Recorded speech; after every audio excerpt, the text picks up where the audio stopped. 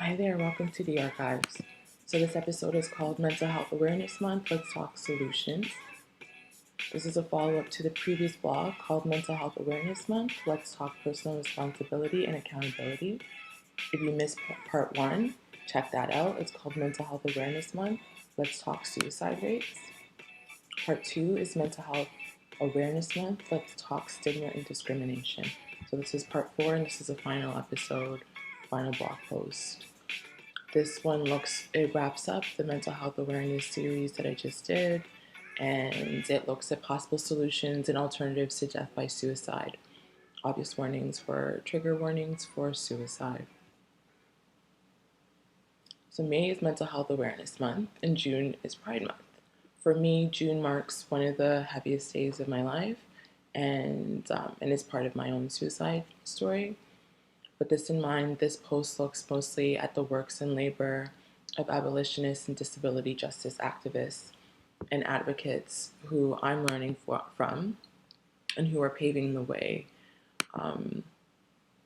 into alternative futures that emphasize the importance of community care over individualism, wellness over illness, self-care over burnout and overwork, and rest over hustle culture and grind culture. So many of them are queer or are rooted and draw from queer communities. So here are some of the 7 possible solutions. Number 1, keep it real with yourself. This one goes out for all of us. I'm learning myself that it can be so easy to slip into denial and delusion when reality is way too painful to accept.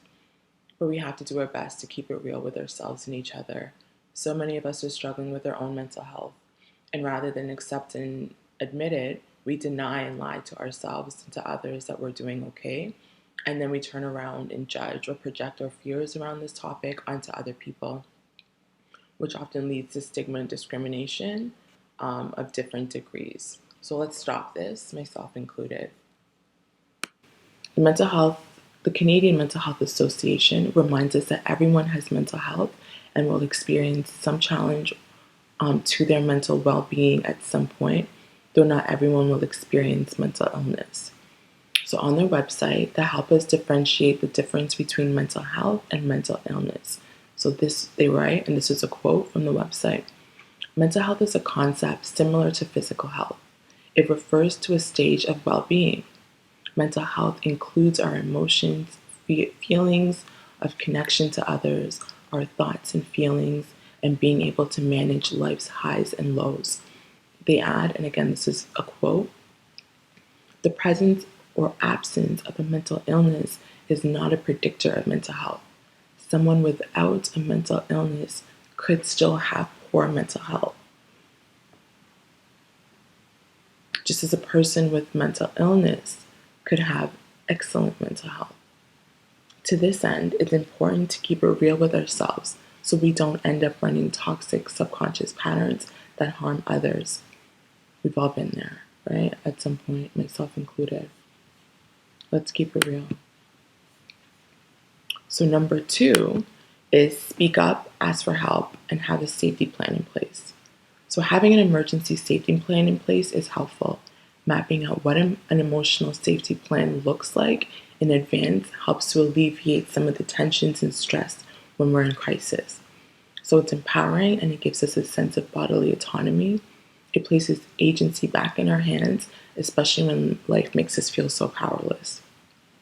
So I recently attended Mapping, a guide to creating an emotional safety plan, which is presented by Barnard Center for Research on Women, and it was really helpful. The workshop was facilitated by Antoinette Chen-Si and Lilac Valette Maldonado from Fireweed Collective. They described emotional safety plans, which is also known as MAD mapping, as, and this is a quote, documents we create that help us to navigate our emotional terrains, particularly as they relate to issues like oppression and trauma. So the Fireweed Collective's MAD mapping workshop addressed anti-oppressive approaches to emotional well-being. And they offered us strategies for coping with and transforming individual struggles, especially in the larger context of social injustice, right? So it wasn't just the individual they looked at the entirety, including the systems that we operate in. So they gave us a tree analogy. There was a soup metaphor that was really good. They asked us to write down labels that others had given us. So for example, I wrote down crazy, lazy, emotional, sensitive, dramatic, etc. They helped us to identify who labeled us, excuse me, who labeled us as such. So it could be caregivers, society, teachers, medical practitioners or professionals. And then they asked us what the origin story behind these labels were. So the origin story could have been in your childhood or immigration policies that told you that you were a certain way, white supremacy, capitalism, you name it. We thought of mad representations in the media. So one of the questions was like, who's your favorite mad person in popular culture? We created new labels as well as things that are important to us. So what is important to us? And they asked us to make a list of things that make us feel safe and who we can go to. So I highly recommend the YouTube video. It's linked in the blog post. I also love Mia Mingus and the Bay Area Transformative Justice Collective's work on pods and pod mapping. As Mia Mingus says, asking people to organize their pods is way much more concrete than asking people to organize their community. The concept of community can be fraught and unclear. Some people can barely identify one or two people that they would call if they were in crisis. So pod mapping helps us to get clear about who we are accountable to and who's accountable to us. Check out the worksheet. Again, there's a link to it in the blog post. Fill it out with others. Full transparency. Do as I say, not as I do. Because as Adrienne Marie Brown says, I move with the speed of trust. Number 3, educate yourself and others. So the Center for Addiction and Mental Health, CAMH, they recommend that we learn, this is a quote from the website, they recommend that we learn the signs, symptoms, definitions, and other important facts about mental illness conditions, the different disorders, the different substances, medications, and the different therapies. So it's important for us to get some knowledge about some of those things.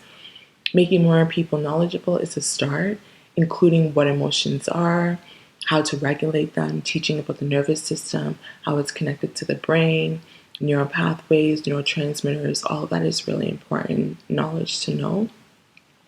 I love that therapists online are offering us accessible resources that explain a lot of these different crucial aspects of our mental health so we can take our health into our own hands. And most of these resources are also free on different social media platforms. So granted, if you obviously have access to the internet, it's free. Google is free, different search engines are free, the internet is pretty much free once you're able to get connected to it. Utilize it. There's lots of resources out there, some of which I listed above. I just checked out the Grief Toolkit, which was written by Camille Sapara Barton. The MAP Ministry had retweeted it and is mentioned in the toolkit as well too. I found some of the practices, definitions, and prompts really helpful. They identify where the lineage is. They identify the Yoruba, the Guyanese, and Celtic lineage as contributing to some of the work in the toolkit. They also mentioned the Resilience Toolkit, which was created by Income Indefo, which is really helpful as well too. I'm taking a look at that right now. Also check out the Creative Interventions Toolkit if you haven't already done so. These are some of the different resources that are out there that are really helpful in processing some of the different emotions, feelings, and traumas that we may experience in our day-to-day lives or just at certain point in life. Number 4 is invest in and advocate for art, mental health, and social support services. So artists are so crucial in moving the needle in these conversations forward, as are educators and mental health practitioners, therapists, social workers. All of them are crucial. Support them in their work. So many of these roles that I just listed are underpaid and overworked. Invest in them. Pour into those that are having these conversations. Cash App, PayPal, Venmo, your favorite mad person. Don't frame social services as handouts. Stop that. Stop asking people to do unpaid labor or to strap up their bootstraps. Not when reparations are owed. not when unlivable wages are a thing and people are intentionally pushed into marginalization, oppression, and poverty. Divest from policing and demand more to be put into social and human services. We need more funding. We need more funding to support educators, parents, and children in developing emotional literacy and early. We don't learn about financial literacy early enough, and we also don't learn about emotional literacy or intelligence. When we talk about stress or trauma, it's often contextualized within the context of adulthood, unless we're looking back in retrospect at our childhoods. But so rarely do we address the mental health of children when they're going through the different stages of development. The same goes for our elders and seniors. Invest in them more. Ensure that every human has support, emotional support, right from the start, from the very beginning through to the very end of life. Make sure that families have access to healthcare, food to eat, and safe and adequate housing. Eliminate the financial stressors that distract adults from tending to the minds of children, not even to mention their own. Create jobs, pay for sick leaves, improve standards of living and quality of living. These things might not seem connected to mental health or mental illness, but they are. Number 5, push for socio-political and economic changes. So it's important how Big Pharma approaches mental health. Same with politicians, lawmakers, policymakers, physicians, mental health practitioners, psychiatrists, psychologists.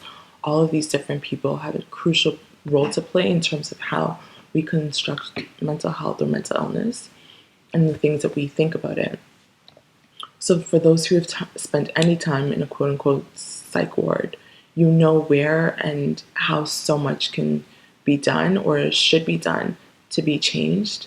Police officers should not be tasked with wellness checks.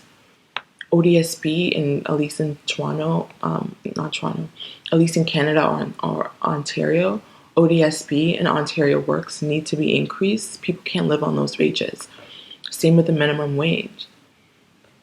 Cancel I can't even say it. That's how, cancel student debt loans. Do away with food deserts. Amplify food sovereignty and not just food security. There's so many things within the socio-political and the economic infrastructure that needs to be revamped or overhauled or done away with completely. We have to also look in that direction. Admittedly, this area is not my forte. I'm feeling quite numb these days and apathetic right now, but we do have more power than we think we have, and we tend to give away our power when we think that we don't have any. So check out the works of others like Miriam Kaba, Sonia Renee Taylor, Leah Lakshmi Pepsnia Samarantina. And 6, turn to communal care and community. So advocate for community care over self-care alone. I refer to others above because I struggle with this area and will come off as hypocritical because I don't always practice what needs to be preached here. If you know my story, you know that I believe deeply in the power of community and collaboration. I'm African and I was raised on that it takes a village to raise a child mentality. I always will believe that, always have and always will. Family was everything to me, as were my friends and sisterhood, but life happens and I'm currently moving again at the speed of trust. I acknowledge I can do better and that I've been so traumatized like so many other people.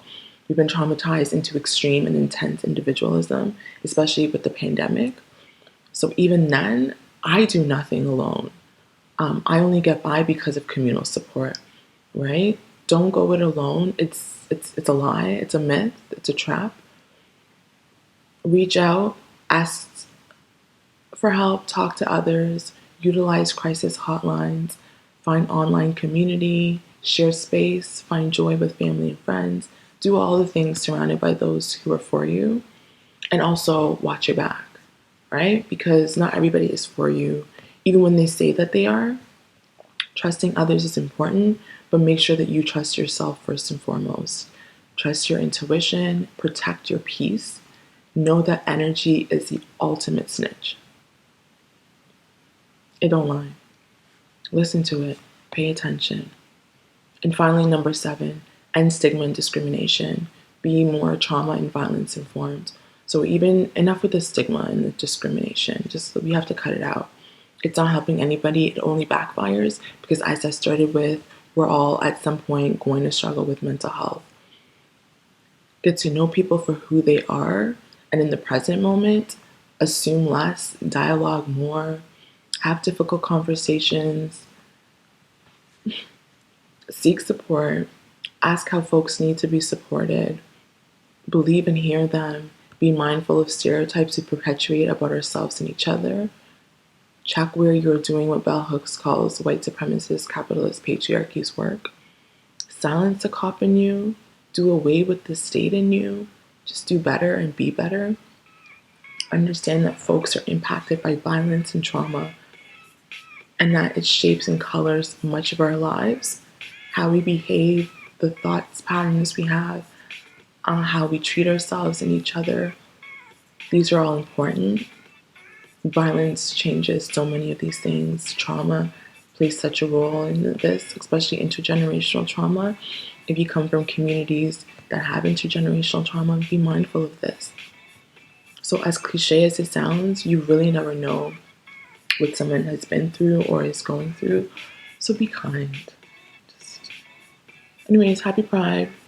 Please like, subscribe, and share. And until next time, in solidarity.